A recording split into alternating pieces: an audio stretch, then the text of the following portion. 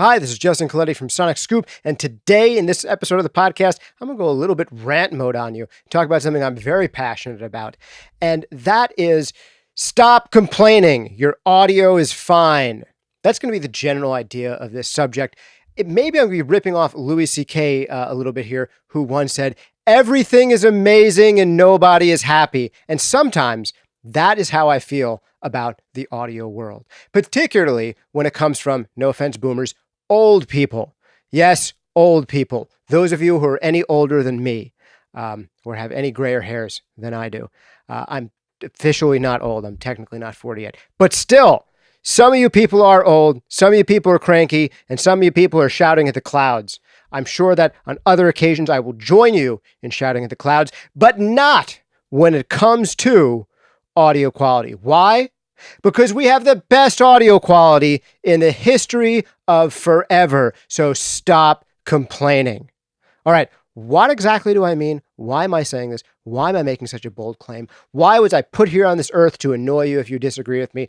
I'll answer all of that and a whole lot more. But first, a big thank you to our sponsors who make products with incredible audio quality, such as Sound Toys, making some of my favorite plugins in the history of the universe, including emulations of really weird, esoteric, old pieces of gear that sound amazing from an era when audio quality wasn't as good as it is today, but in extremely fun and awesome ways. More on that in a little bit. Also, thanks for sponsoring this podcast, Focusrite. In the spirit of audio quality being incredibly amazing, particularly when you compare it to how much things cost today, Focusrite, I am talking right now into their new Scarlett series of interfaces. This Scarlett series of interfaces, my goodness, they start at like $100. The one that I'm talking into now has incredible number of channels for like $300. And the preamp on this, for being an inexpensive entry-level interface, has enough clean gain for this Shure SM7, which is something that for years and years and years, people would complain about. Oh, you have to have a really good preamp with enough clean gain for a Shure SM7. And here I am with one of the least expensive and most popular interfaces in the history of audio interfaces, and it's got enough clean gain for this Shure SM7. Isn't that remarkable?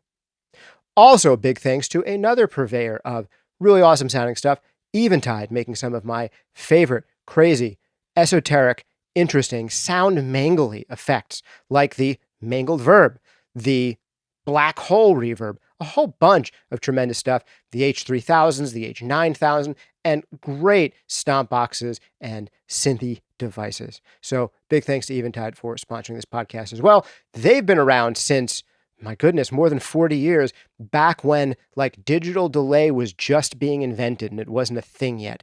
And if you wanted delay, it had to necessarily sound awful, but once again, in ways that are extremely charming.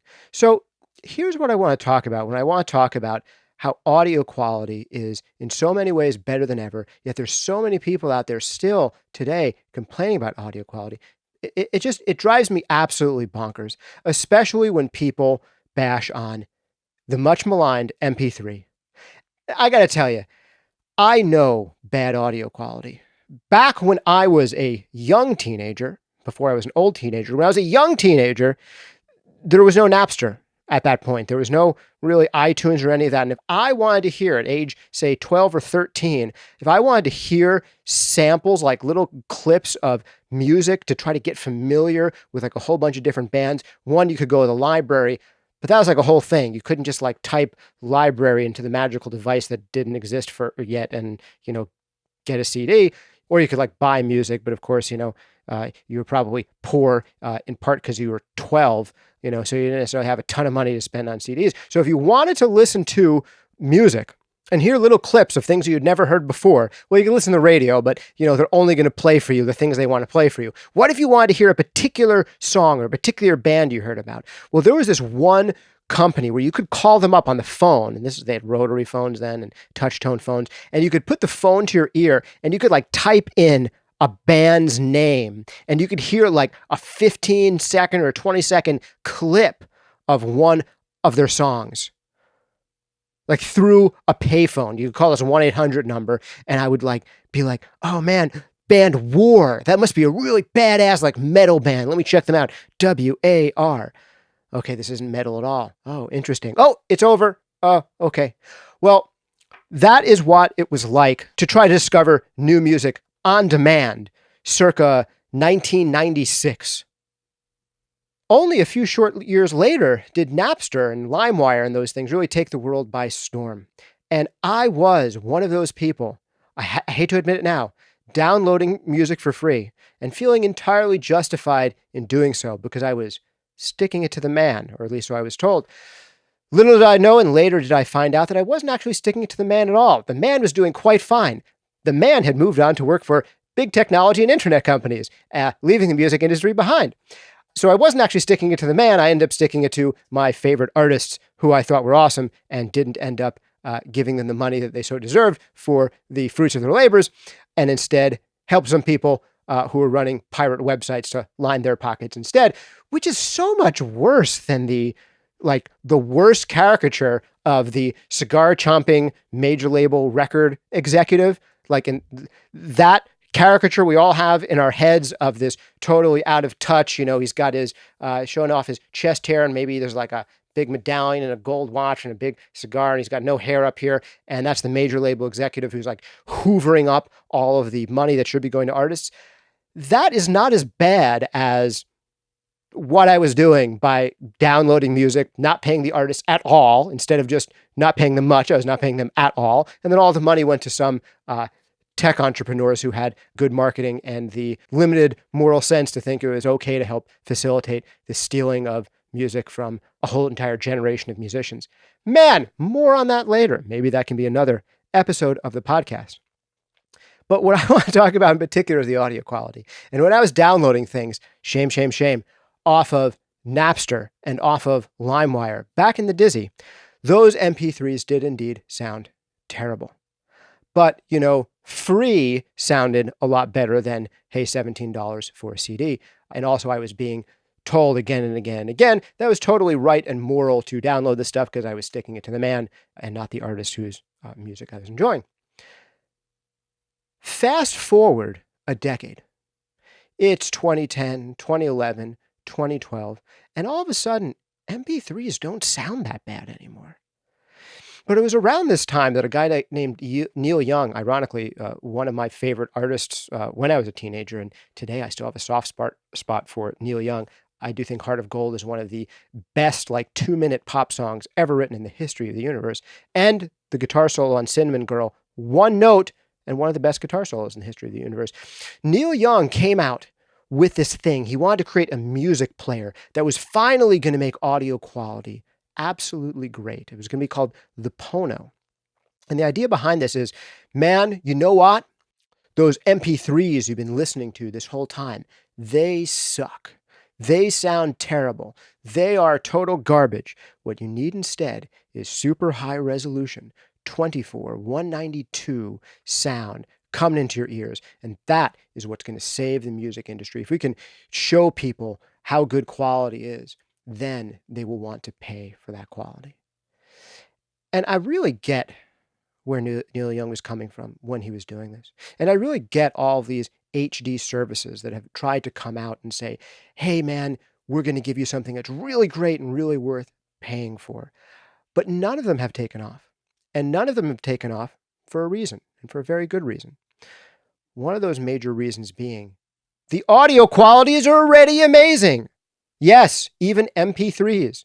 When you listen to a YouTube video in HD, you're generally hearing it, last I checked, it was like 192 kilobit per second MP3, which is good enough that basically no musicians can hear the difference between that and any higher resolution in blind listening tests. And there's a great body of, even peer-reviewed evidence on this showing that, in general, musicians can't even hear the difference between 128 kilobit per second MP3 and CD quality sound or above.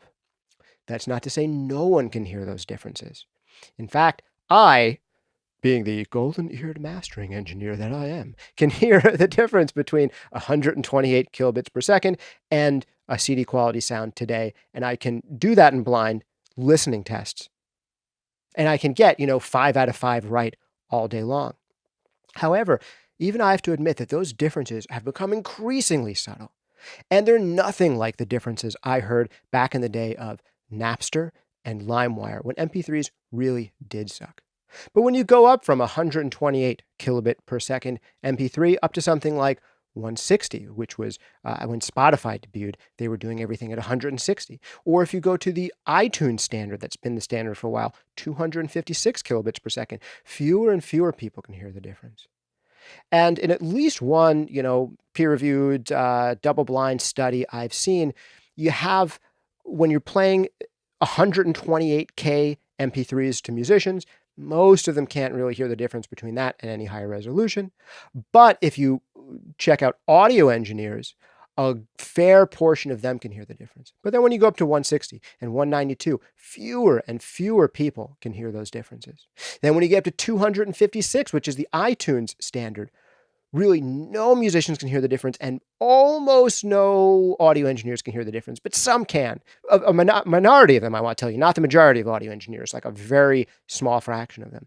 But then when you get up to 320 kilobits per second, not even the most golden-eared audio engineers out there have yet, in a controlled double-blind listening test, ever heard the difference between a 320 kilobits per second MP3 file and any higher resolution than that.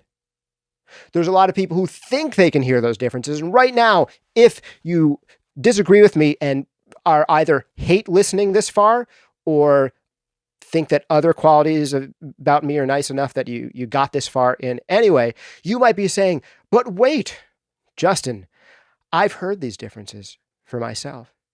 And then I've got to ask you, please, I want you to take a test and be the first person on record to consistently hear the difference between 320 kilobits per second and any higher resolution audio file format. Because if you can do that, that's like the first guy climbing audio Mount Everest. You'd be the first person on record. And it's not enough to say, oh yeah, I climb Mount Everest all the time in my backyard. I go up there, I do it, just no one was there to see it. No, you've got to that's a pretty big claim, right? We want people to kind of prove that they can do something amazing that no one else has done before. But I think one of the reasons there's so many people out there who think that they can hear differences that they probably can't hear is because, man, our minds can pull amazing tricks on us, and I'm not immune to it. It's something I talk about in this podcast with some regularity, called the placebo effect. You probably heard of the placebo effect, right? You give people antidepressants and they perform only marginally better than placebo. Someone who just got a sugar pill with nothing in it. But then if you give people a sugar pill, a placebo that has side effects, it performs pretty much exactly as well as an antidepressant, So there are certain things that it's like, man, this stuff's pretty crazy. And that's not to say that the antidepressants don't work. It's that they work, and so does taking nothing and telling yourself a good story. So they can actually both have a real difference. The placebo effect is not, this is where people get confused. The placebo effect is not, oh, nothing happened. The placebo effect is the real measurable effect that you could have a placebo surgery where, a doctor goes in, puts a slit in your back, doesn't do anything, but all of a sudden the pain or the ailment you were experiencing starts to go away. That's the placebo effect. And compared to someone who didn't get the fake sham surgery, you actually are more likely to feel better than that person. And that happens to us in the world of audio. I want to tell you a quick little story. I'm sorry to have beat up on Neil Young a little bit because he's really one of my heroes, but I did do a series of articles about the release of his high-definition music player back in 2012. This is almost 7 years ago now at the time that I'm putting this out. And I put out a blind test for other people to listen to, where I took a high-resolution WAV file, and I took a MP3 version of that. And I think it was just a 256 kilobits per second MP3. It wasn't even the highest you could go. This is a level where some people, theoretically in some tests, have been able to occasionally hear a difference, a very small percentage of the time. And I put both of these file formats up, and I asked my listeners, actually my readers at that point, hey, can you tell the difference between these two files? But here's the thing that really took me off guard and shocked me. When I was making these files, the MP3 file to compare to the full resolution WAV file, and I knew which one was which, the MP3 and the full resolution wave, I said to myself, man, I can hear the difference between the MP3 and this full resolution wave file. Here I am knocking Neil Young and putting so much credence in all these, peer-reviewed blind listening tests, but I can actually hear this difference. Oh man, this is going to be mind-blowing. Like I swear there's like this a little less depth in the MP3 and all that. And I was hearing these little things and I start, putting my own descriptions on what the differences were. But then I jumbled them up. So I didn't know which was which anymore. And all of a sudden, the differences that I could feel in my bones that I was hearing disappeared. I've got to say that again because I think this is a huge and crucial thing that some people misunderstand about the placebo effect when it comes to audio. I was absolutely certain that I was hearing differences between these two file formats when I knew which one was which. I could hang my hat on this MP3 and ascribe to it certain qualities. I could hang my hat on this full resolution wave file, and I had a compartment in my brain for each where I was able to kind of make sense associations with each. But as soon as I mixed them up so I didn't know which was which anymore, those minor but very real differences I was sure I could hear melted away. And if you've ever done real blind listening like this, you've probably experienced that yourself before. And if you haven't done that kind of blind listening, man, I encourage you to do so because it can be humbling. To be honest, I have to do this to myself sometimes mastering clients' records. I will listen to an A/B of a master that I'm doing, and I will ask myself, am I really making that big of a change here? And sometimes to really earnestly hear how much of a difference the mastering I'm doing is making, I need to click bypass, unbypass really fast a bunch of times, go back and forth with my eyes closed between the two so I don't know which is which anymore. And all of a sudden then some of the differences I was certain I was hearing, every once in a while they'll kind of disappear and I'll say, I thought I was making a significant difference here, but on this particular track, maybe I'm not. Then there's a whole other set of questions to ask myself. Maybe that's okay. Maybe this track doesn't need a lot, and that's why I keep steering myself to making very minute changes that almost kind of disappear when you start to level match them. Now, I want to give a big disclaimer here. This does not mean that subtle differences don't exist, and it doesn't mean that subtle differences can't be heard. What it does mean is that the audio quality we have today has gotten so good, so close to the source, that it is arguably, right now, we have the best audio quality in the history of recorded music. And I mean that very seriously. I mean, if you want to compare even a really low res 128 kilobits per second MP3 to, say, AM radio or FM radio, my goodness, there is no question to me that if I play you a song off of a CD or, raw wave file and then play it to you over FM radio or, God forbid, AM radio, my goodness, you are getting 10 out of 10 knowing which one is which, right? Because the FM radio or the AM radio is hyper compressed and all that. And the AM radio is going to be, the high end and the low end are going to be completely chopped off. And in the FM radio, you're going to have limited frequency response as well. And on the full resolution file, it's going to be a night and day difference that unless you're someone's deaf grandmother, you're going to know. Blind. Absolutely. Even if you're an untrained listener. This would also go for prior formats like cassette. Man, if you compare cassette dubbing to like even a not great MP3, the cassette is absolutely more compromised than the MP3. I will also say that when you get to high bitrate MP3s, 190, 256, and absolutely 320, you are doing better than vinyl records for faithfulness to the source.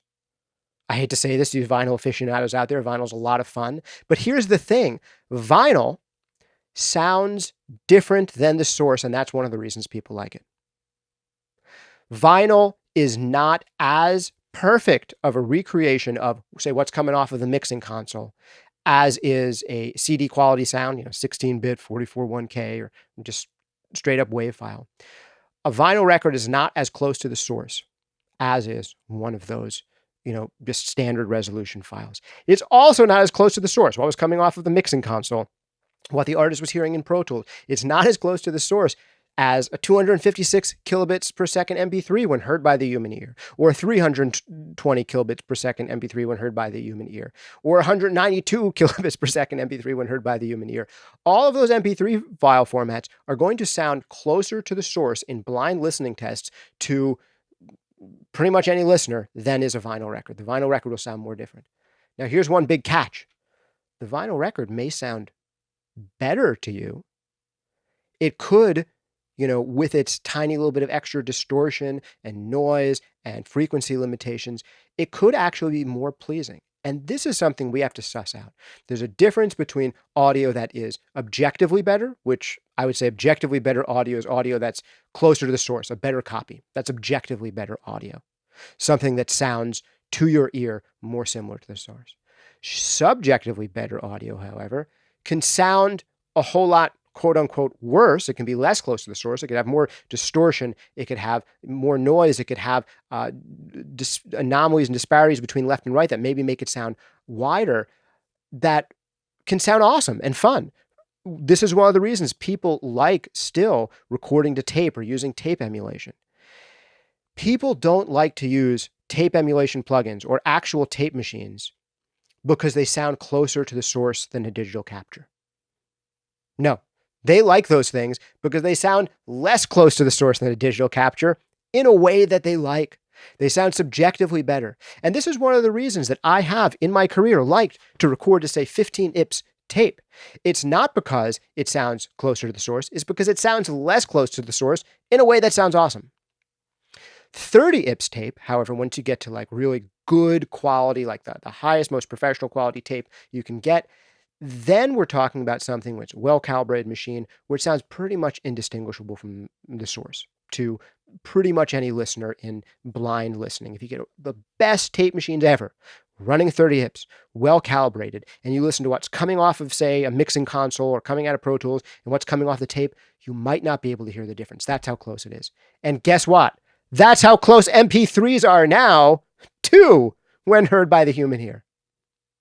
So we have a file format that, to any end listener, sounds better than any consumer format in the history of the universe, and yet there's old people complaining about it. And I'll tell you why this drives me super crazy. Wow, rant mode is really engaged today, guys.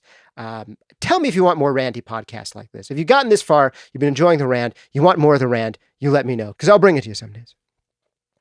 I will tell you right now why this annoys me so much. It's because we have been telling people this false story that those file formats you guys have out there are garbage. They're not good enough. It's not as good as it used to be. It's not as good as the super high resolution audio files that are going to drain your batteries 5 times as fast, take up 5 times as much space on your hard disk. Maybe the service will cost 5 times as much to deliver them to you. You need this stuff to have good audio quality and really enjoy your music, because the stuff you're listening to is crap. It's garbage. What 98, 99% of listeners hear when you tell them that is not, oh, I guess I should spend more money on music. No, what they hear is, oh, I guess what I'm listening to now is such garbage, such worthless garbage, that it's okay that I'm not paying for it. That is what people hear when you tell them this misbegotten, factually incorrect story that audio today is terrible and the music that they're enjoying listening to, probably more hours per day than ever before in history. People are probably hearing more music now today than ever before in history because of how accessible it is. This music that they're enjoying and listening to more than ever before in history, they are hearing, oh, well, I guess it's all so crappy that I can feel pretty justified. I'm just picking stuff out of garbage. You're telling me this is the worst audio file formats ever. I mean, why would I want to pay for the worst audio file formats ever? Why don't we tell them the better, truer, healthier story? Hey guys, I'll tell you what, we have for you the best consumer audio file format in the history of forever. And guess what? It's cheaper than ever before. When the first Sony cassette Walkman came out, in, I don't know, it was like 1979 or something, it cost like $200, which is something like $750 today. I'm being really loose with the numbers. I haven't checked them out recently, but the last time I wrote about this, a few years ago, it was like a $200 Walkman, the first one that ever came out, would be like $700 or $800, something like that. those did not sound as good as the audio files and the audio devices we have today. And today, my goodness, if you just want a standalone MP3 player that wasn't built into your phone, do you know how cheap one of those would be and how many thousands of songs it could hold at a ridiculously low cost per song, especially when you inflation adjust, you're paying 99 cents, $1.29 for a song. This is like the least expensive, best quality audio ever. And we're telling people this lie that it's terrible and they can feel justified in not paying for it because it sucks. Why are we doing that? Why are we lying to ourselves? Why are we lying to these good people? I'm sorry, music industry. I'm sorry, old fogey audio engineers, but your marketing sucks. The story we could be telling people is, we know you're enjoying this music. It's wonderful. Music it's one of those things that can make your hair stand up on its end, right? Right now, thinking about the chills I've gotten from listening to amazing music is literally giving me chills right now. My hair is probably frizzy as I'm speaking to you. And what we can do for you is provide you with whatever music you want to hear. You barely even have to lift a finger to click your mouse or tap on your smartphone, and you can get the best audio quality that consumers have ever had. Better than 8-track cassettes, better than 78 RPM records, better than AM radio, better than FM radio. Any song you want, whenever you want it. All that we ask is that you pay a little bit of money so that we can continue providing you this service while paying the people who created this wonderful music for you and retaining a little bit of profit so, God forbid, we can have a sustainable business that can keep on providing you the service in the future.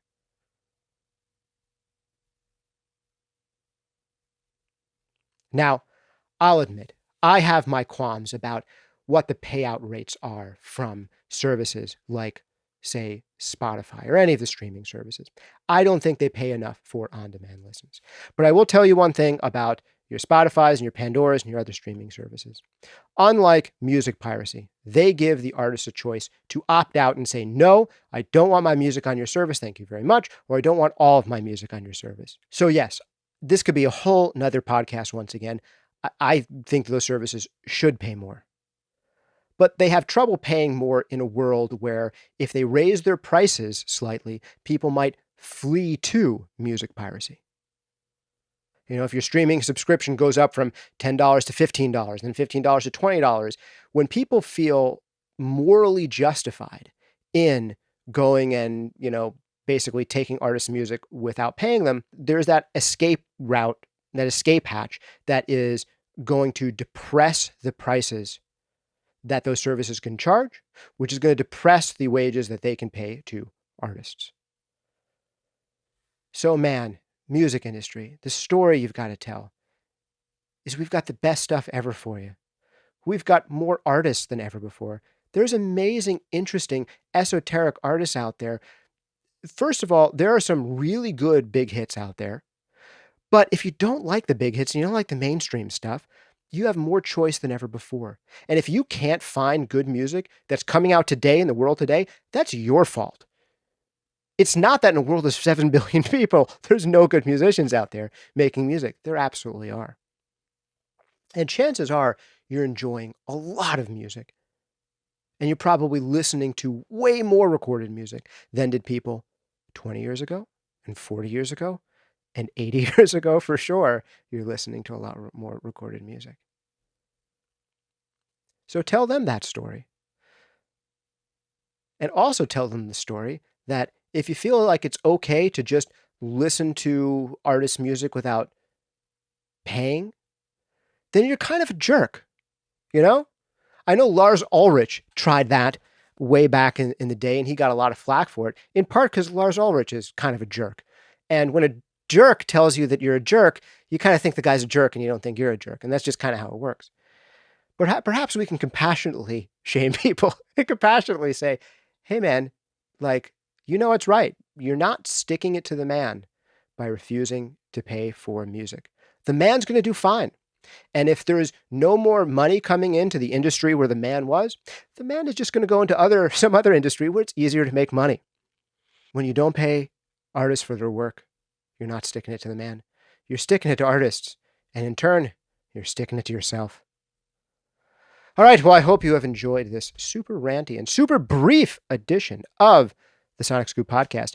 If you want to prove me wrong on all this stuff, I encourage you to take something that I've had out now for about 6 years. It's called the Golden Ears Challenge. You can find it on my old website, the facetiously titled Trust Me, I'm a Scientist.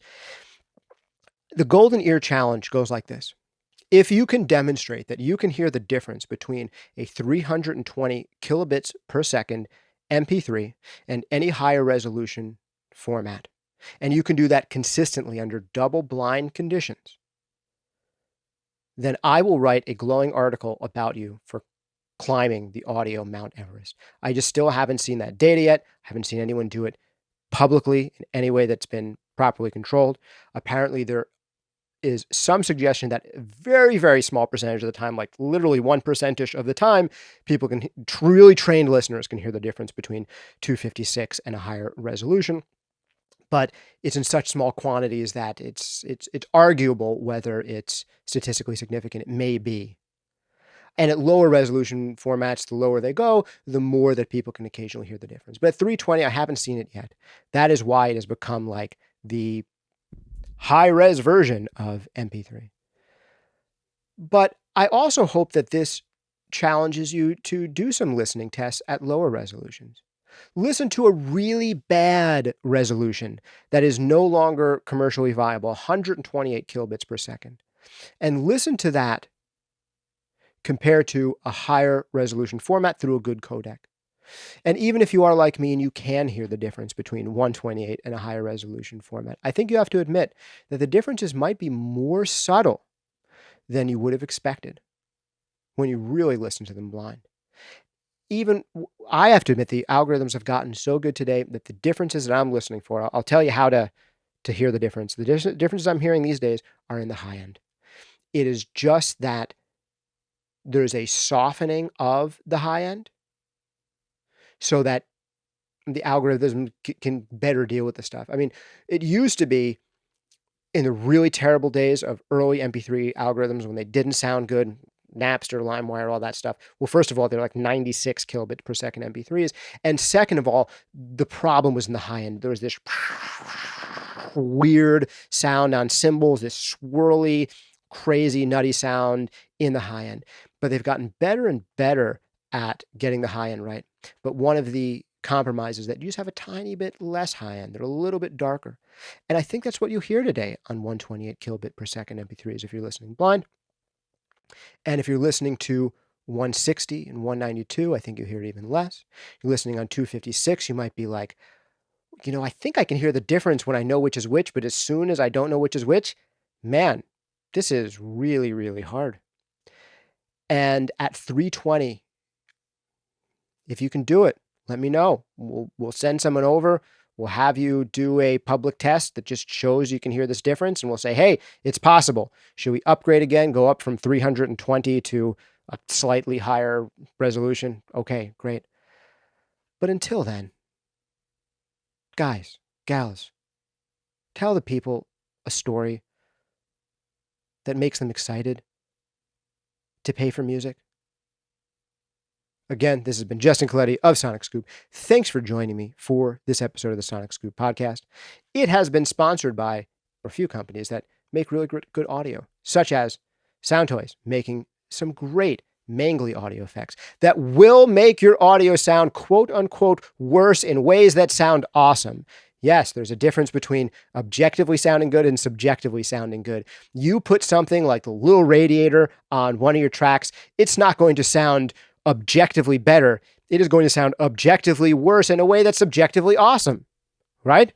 You're getting old school tube saturation. You're getting really kind of interesting character. Things like the decapitator, the Echo Boy, which is just a paragon, a Swiss Army knife of making your audio sound quote unquote worse in ways that sound so much incredibly cooler. Guys, that's what you're doing all the time when you're mixing, when you're mastering. You are strategically and creatively degrading the sound of your audio so that it sounds cooler and better subjectively. Another company doing that extremely well, Eventide, making ways for you to mangle your sound and make it sound subjectively so much better by mixing it. And what is mixing? Mixing is creatively and tastefully making your tracks worse to make them sound better. Last, certainly not least, this is more on the tip of objective audio quality. Focusrite, extremely clean, good sounding preamp right here. Starting like $100-ish for the new Scarlett 3rd generation series. Solo, it's like $100-ish. You get good clean gain, enough for a Shure SM7, incredible value stuff, and well built. I mean, there's this solid, I guess it's aluminum box, just feels sexy and well pointed, even though it's not expensive. And right now I'm talking into the upper line here, the 18i8, I believe it is, which has tremendous amount of I/O, 4 preamps right on the front that are easily accessible, and it's in the $300-ish range. I'm really impressed by the new Scarlett series. We're going to have someone reviewing it on SonicScoop soon. All right, enough of me yammering, talking, ranting about audio quality. I hope you guys have enjoyed this episode. Last public service announcement, come to MixCon, coming on July 27th, July 28th. If you've enjoyed any of our past interviews or tutorials or MixCon videos, you are going to love this MixCon. We're going to have tremendous multi-platinum winning, multi-Grammy nominated producers, engineers up on stage, walking us through their mixes. And there'll even be private workshops in some world-class recording studios for you to check out. Thanks again for hanging out with me. This has been Justin Colletti of SonicScoop. See you next time.